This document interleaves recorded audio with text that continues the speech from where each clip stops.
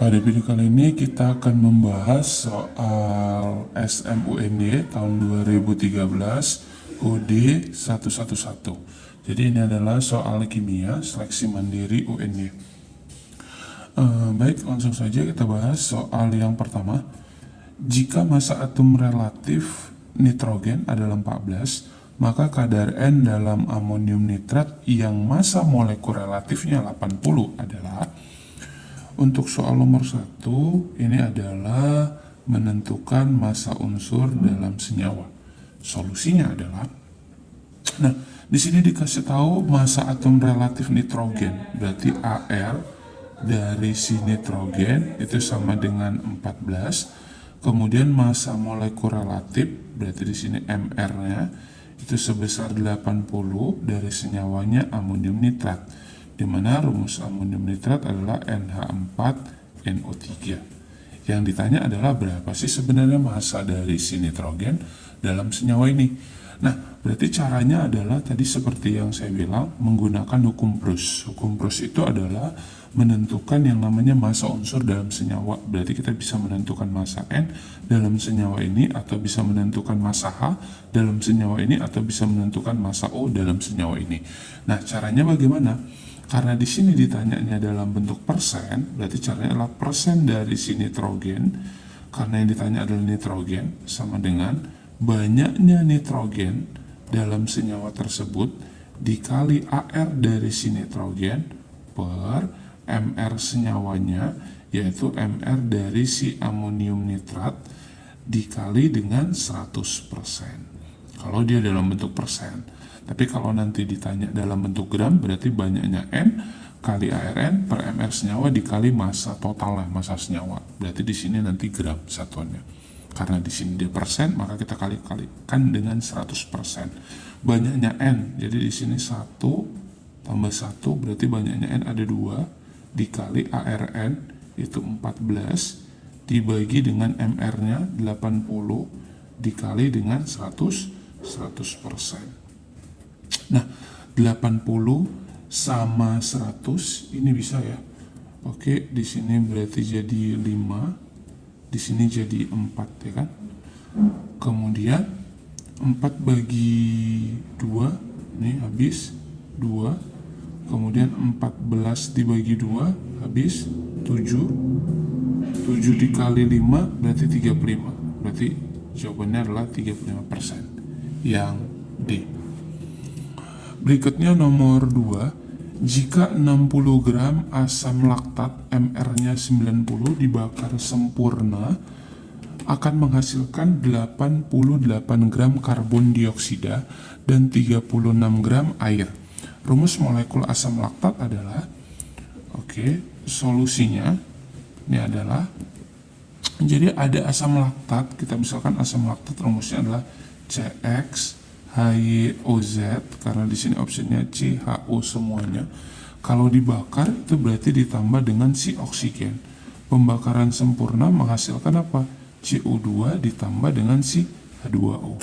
Nah, dari sini diketahui katanya massa dari si asam laktat itu adalah 60 gram. Berarti ini massa dari si asam laktatnya 60 gram. Massa karbon dioksidanya ini adalah 88 gram. Kemudian massa dari si airnya adalah 36 gram. Nah, dari sini kita bisa berlaku yang namanya perbandingan mol sama dengan perbandingan koefisiennya. Berarti dari sini kita bisa cari mol dari si yang namanya CO2. Pakai rumus apa? Yang diketahui adalah massanya, berarti pakai rumus gram per MR. Gramnya adalah 80 gram per MR dari si CO2. Bisa ya, mencari MR dari si CO2, mencari MR. ARC 12, ARO 16. Jadi 12 tambah 16 kali 2, 32. 32 tambah 12, 44 ya kan? Berarti 44. Berarti sini 44, 2 mol. Kemudian kita cari mol dari si H2O. Sama, pakai rumus gram per MR, karena kebetulan yang diketahui gramnya adalah 36 gram per MR-nya adalah 18.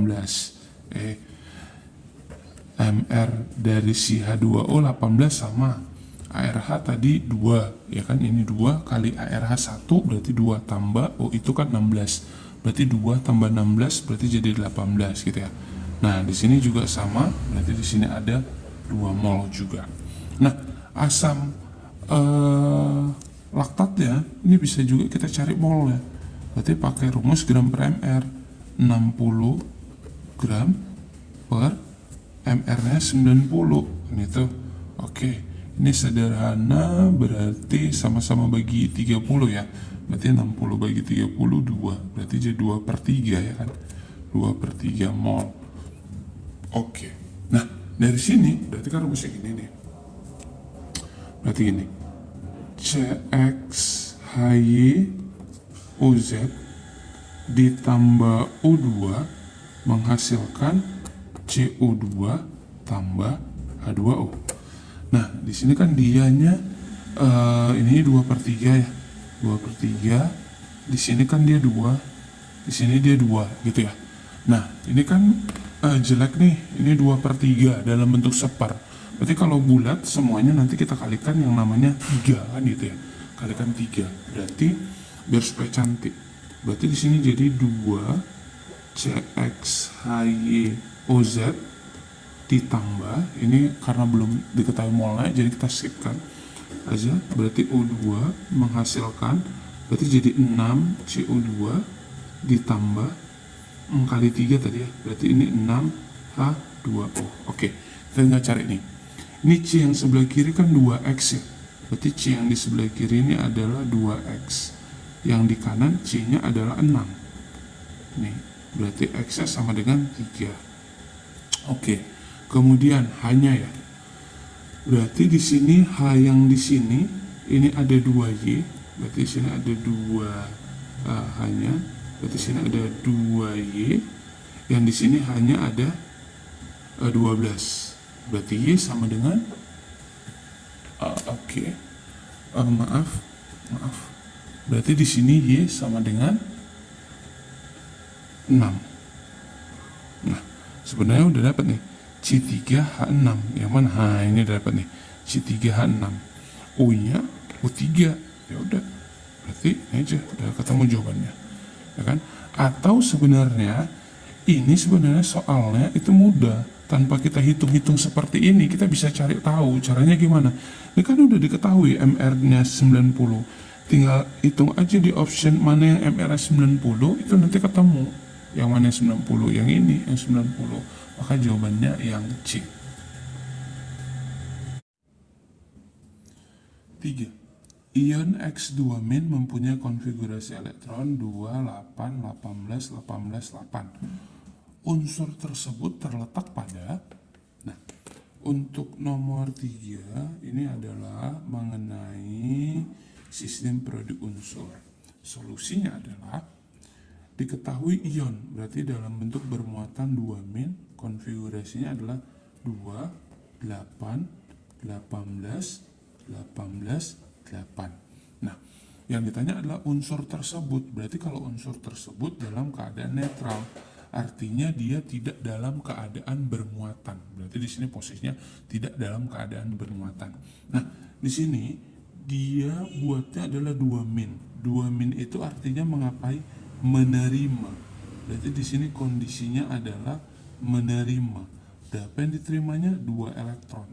Kalau dia menerima 2 elektron, itu jumlahnya berapa? Ini berarti kita hitung nih semua. 2, 8, 18, 18, 8. Ini ada 54 ya kan? 54. Nah, kalau dalam keadaan menerima, berarti kalau dalam keadaan netral jadi nggak diterima? Nggak jadi. Kan tadi ini konfigurasi ini dalam keadaan menerima, yang ditanya unsurnya, berarti nggak jadi diterima. Berarti kalau nggak jadi diterima, jadi 2, 8, 18, 18, 6. Kita kurangi 2 karena nggak jadi diterima. Nah, kemudian kita tinggal tentukan yang namanya periode. Periode itu adalah kulitnya. Berarti kulit itu yang K, L, M, N, O. Jadi kita hitung nih kulitnya. 1, 2, 3, 4, 5. Berarti periodenya 5 karena kulitnya ada 5. Kemudian golongannya, di sini golongannya tinggal kita lihat yang paling terakhir ini adalah golongan 6 ya kan? berarti ini golongan 6A. Berarti golongan 6A periode kelima. Berarti jawabannya adalah yang B. Berikutnya soal nomor 4. Diketahui harga keelektronegatifan unsur H 2,1, O 3,5, C 2,5, N3, dan Cl3 yang merupakan pasangan senyawa kovalen nonpolar dan polar. Berarti di sini pertanyaannya adalah yang mana yang merupakan kovalen polar dan nonpolar pasangan ya. Baik, ini adalah topik mengenai ikatan kimia. Solusinya adalah untuk soal nomor 4 ini, kalau misalnya dia ada dua jenis unsur seperti gini, seperti Cl2, berarti ini Cl dengan Cl, O2, O dengan O, seperti H dengan Cl. Biasanya kalau dia unsurnya itu adalah sama seperti Cl2 ini, O2 ini, itu pasti dia non-polar. Kenapa non-polar? Karena di sini antara Cl dengan Cl. Keelektronegatifan Cl itu 3 dikurang 3, berarti dia 0. Nah, ini momen dipolnya atau selisih keelektronegatifan nanti dia 0. Tapi kalau dia jenisnya berbeda seperti H dengan Cl, dua jenis ya, Cl itu 3 dikurang 2,1 ya kan, berarti di sini adalah 0,9. Nah, ada selisih keelektronegatifan, berarti ini adalah molekul yang polar. Kalau yang ini adalah molekul non-polar. Nah, berarti si Cl2 dan O2 adalah non-polar. Non-polar, salah ya kan? Kemudian Cl2 dan N2 ini adalah non-polar, salah. NH3, jadi kalau NH3, ini kita gambarin struktur Lewisnya ya. Kalau NH3 ini atom pusatnya adalah N. N itu mengikat H sebanyak 3, berarti di sini H sebanyak 3. H itu golongan 1, berarti ini golongan 1, sehingga titik-titiknya 1. Kalau N ini golongan 5, berarti titiknya ada 5, 1, 2, 3, 4, 5. Nah, ini berikatan. Ada PIB di atom pusat, berarti kalau ada PIB di atom pusat, maka ini adalah molekulnya polar. Jadi NH3 ini polar. Berarti ini polar dengan polar, salah. Berikutnya CCl4. Nah, kalau dia CCl4, berarti ini atom pusatnya C mengikat Cl sebanyak 4. Cl itu adalah golongan 7, berarti 1, 2, 3, 4, 5, 6, 7, 1, 3, 4, 5, 6, 7, 1, 2, 3, 4, 5, 6, 7. Ini kita gambarin struktur Lewisnya ya. Kemudian C itu golongan 4, berarti 1, 2, 3, 4. Ini berikatan. Nah, di atom pusat C itu tidak ada PEB-nya. Berarti kalau tidak ada PEB-nya, maka molekulnya adalah non-polar. Ingat ya, PEB dia harus di atom pusatnya. Jadi atom pusat. Berarti ini non-polar, ini polar. Berarti jawabannya adalah yang D. Kalau NH3 ini polar, kalau H2O ini nanti polar. 5. Jika pada temperatur tertentu, laju penguraian N2O5 menjadi NO2 dan O2 sebesar 2,5 kali 10 pangkat minus 6 mol L-1 S-1, maka laju pembentukan NO2 adalah. Untuk soal nomor 5, ini topiknya adalah mengenai laju reaksi. Solusinya adalah, di sini dia bilang laju penguraian N2O5. Berarti di sini ada N2O5 itu terurai menjadi yang namanya NO2 ditambah O2. Oke, ini persamaan reaksinya belum setara. Kita setarain dulu. Ini N-nya 2, ini 1, berarti kali 2. Ini O-nya 5, di sini O-nya 4. Berarti supaya 5 ini tambah 1 kan. 2 kali berapa supaya 1? Setengah. Diketahui lajunya 2,5 10 minus 6. Ini adalah laju dari siapa? Katanya laju penguraian N2O5. Berarti lajunya yang ini. Lajunya itu sebesar 2,5 10 minus 6. Yang ditanya adalah laju pembentukan NO2. Jadi di sini adalah laju dari si NO2. Ingat, perbandingan laju sama dengan perbandingan koefisien. Artinya, kalau ada dalam bentuk persamaan reaksi, kita sudah diketahui lajunya, berarti cara mencari laju yang lain itu bisa. Caranya bagaimana? Tinggal mainkan perbandingan koefisiennya. Berarti dari sini, laju dari si NO2, tinggal kita maini koefisien NO2, berapa di sini 2, per koefisien dari yang diketahui, yaitu yang diketahui lajunya si N2O5, koefisiennya 1, dikali lajunya, yaitu 2,5, 10 minus 6. 2,5 kali 2 ini adalah 5, berarti 5, 10 minus 6. Maka jawabannya adalah yang D. 6. Dari data berikut, oke, ini datanya udah diketahui, langsung aja kita ke pertanyaan ya. Dapat dihitung entalpi pembentukan CaOH 2 kali sebesar. Nah, yang dikasih tahu adalah yang ditanya adalah entalpi pembentukan. Untuk soal nomor 6, ini topiknya adalah mengenai termokimia, lebih tepatnya adalah mengenai hukum Hess. Pembentukan CaOH 2 kali. Berarti kalau pembentukan CaOH 2 kali, itu berarti CaOH 2 kalinya letaknya sebelah kanan. Karena pembentukan dibentuk dari unsur-unsurnya. Ada unsur siapa? Ca. Kemudian ada unsur siapa? O. Kemudian ada unsur siapa? H. Nah, kalau pembentukannya dalam keadaan standar, berarti di sini dia dalam keadaan 1 mol ya. Nah, berarti dari data yang diketahui inilah patokannya. Berarti kita harus mengikuti dari yang ditanyanya. Nah, sekarang gini. Yang ditanya, CA-nya letaknya sebelah kiri. Yang ada CA, itu data yang ini. Ya kan? Nah, ini CA-nya 1. Di sini berapa? 2. Berarti ini harus mengikuti yang ditanya. Berarti 2 kali berapa supaya 1? Berarti kita buat kali setengah. Berarti ini kali setengah kan? Berarti persamaan jadi gini. CA ditambah setengah O2 menghasilkan CaO. Semuanya dikali setengah gitu ya. Berarti delta-nya juga kita kalikan setengah. Min 1269 dikali setengah itu berapa? Min 634,5. Kemudian O2. Ini O2 letaknya sebelah kiri, yang ada O2, nah ternyata ada 2 nih yang ada O2. Berarti kalau ada 2 kita skipkan dianya. Kemudian H2, yang ada H2 mana? Oh, ternyata di data nomor pertama. Yang ditanya banyaknya 1, yang diketahui banyaknya 2. Berarti ini tetap sama, kita kali setengah. Oke, berarti di sini kita kali setengah semuanya. Berarti jadi H2 tambah setengah O2 menghasilkan H2O. Delta H-nya minus 571 dibagi 2. Itu adalah sebesar 285,5. Berikutnya CaOH 2 kali yang ditanya letaknya sebelah kanan. Yang ada CaOH 2 kali, oh di sini dia. Dan letaknya di kanan banyaknya sama 1, berarti tinggal kita tuliskan CaO ditambah H2O menghasilkan CaOH 2 kali.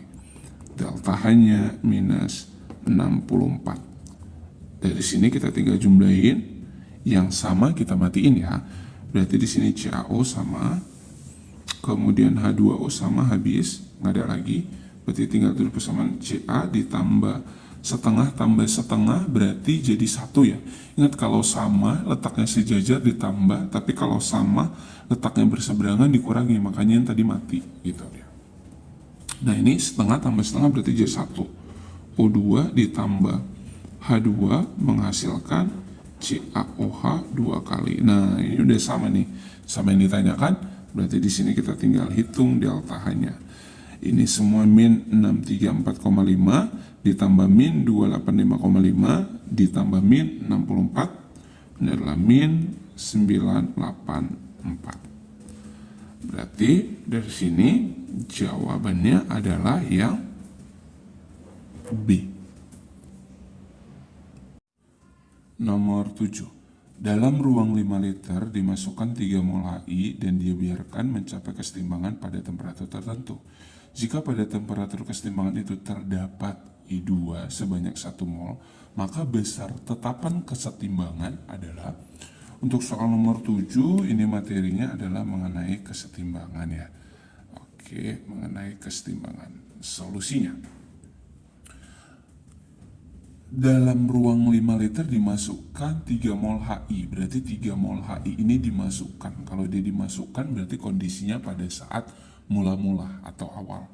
Dan dibiarkan mencapai kesetimbangan. Jadi sebenarnya gini, ada HI, ini terurai mencapai kesetimbangan, membentuk yang namanya H2 ditambah I2. Kalau kita setarain, ini hanya 2, berarti sini kita kali 2. Nah, 3 mol ini tadi pada saat mula-mula awalnya karena dimasukkan. Jika pada temperatur kesetimbangan itu terdapat I2 1 mol. Nah, jadi ini 1 mol I2 itu posisinya sudah dalam keadaan setimbang. Yang ditanya adalah tetapan kesetimbangannya. Berarti yang ditanya adalah Kc-nya. Ya kan?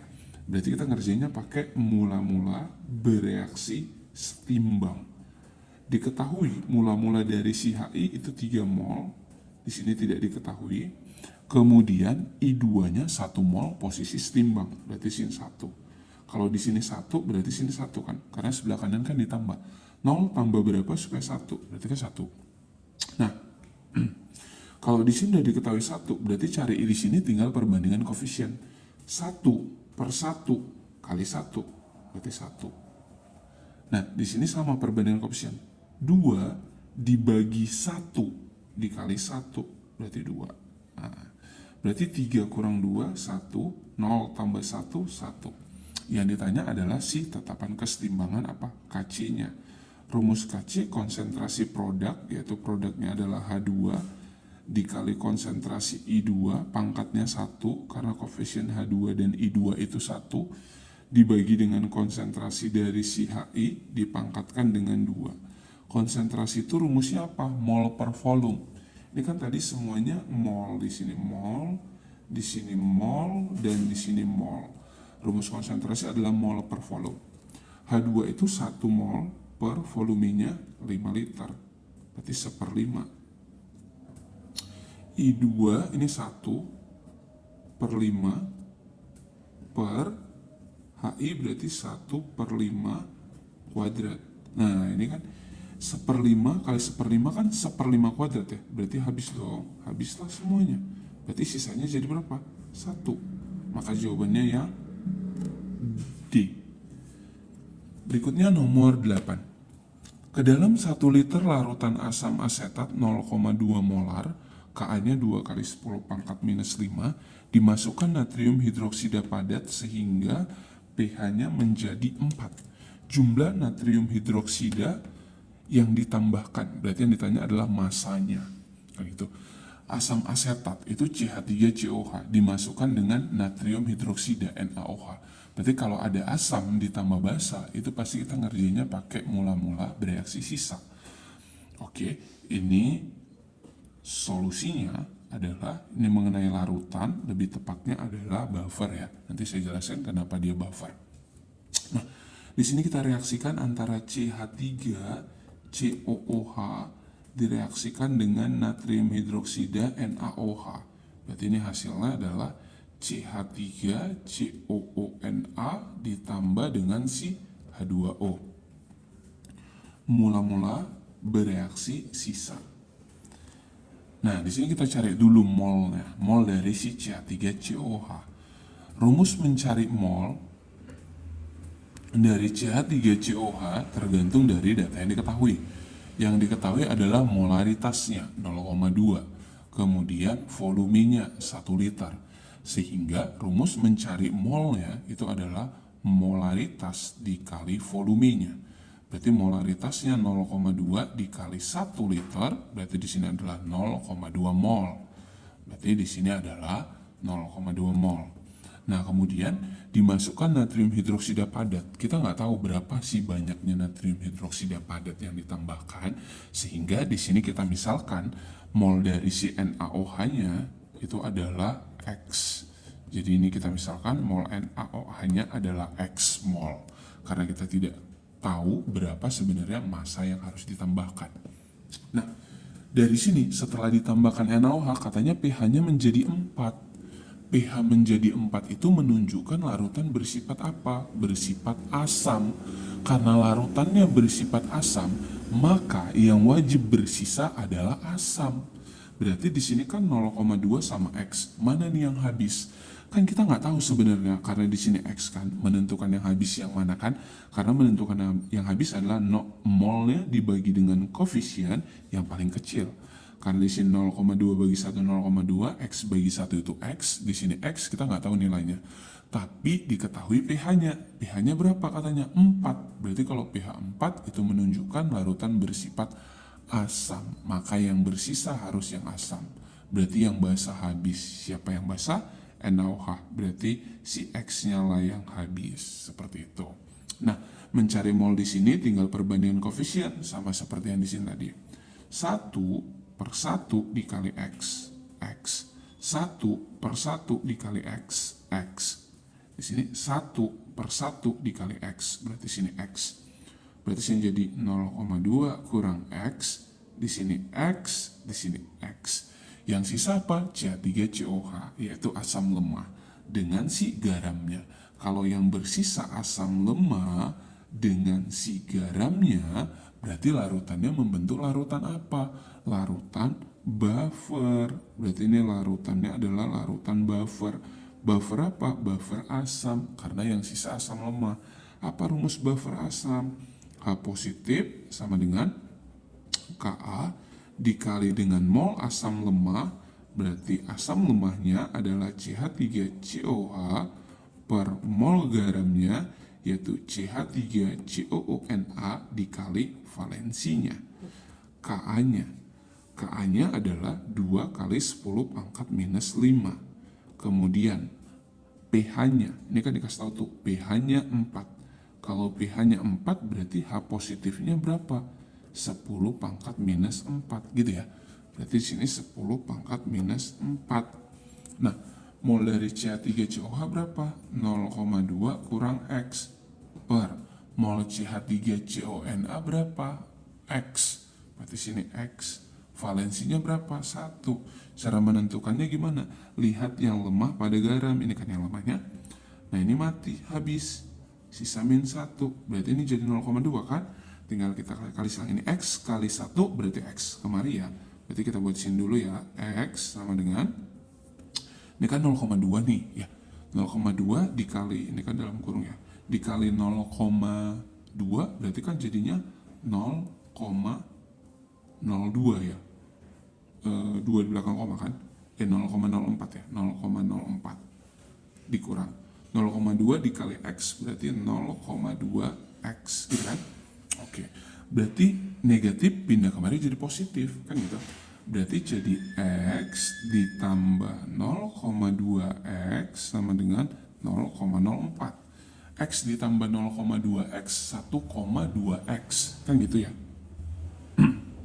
Berarti X sama dengan 0,04 kali kemarin jadi dibagi 1,2. Ini masih mol. Nah, yang ditanya apanya? Yang ditanya kan masanya. Kita buat kemari ya. Nah, rumus mencari massa dari si NaOH itu adalah mol dikali Mr. Berapa molnya? 0,04 per 1,2 dikali Mr NaOH berapa? 40. Berarti ini 40. Oke, ini sebenarnya habis ya. Ini gini. Ini kan 4 kali 10 pangkat minus 2 kali 10 kemarin kan habis. Berarti jadi 0,4. 1,2 bagi 0,4 habis kan? 3 kan? Ya, berarti di sini ini 0 ke sini habis. Sisa jadi 0,4. Ini berarti 1,2 dibagi 4 itu adalah 3. Berarti habis 3. Berarti ini jadi 4 dibagi 3. 4 bagi 3 itu adalah 1, berarti sini 1,33333 gram, sehingga jawabannya adalah yang A. Oke, demikian video kita hari ini. Untuk yang part satunya jangan lupa like, komen, dan subscribe di Solusi Saintek. Terima kasih semuanya, semoga video ini bermanfaat. Sampai ketemu di video selanjutnya. Bye bye.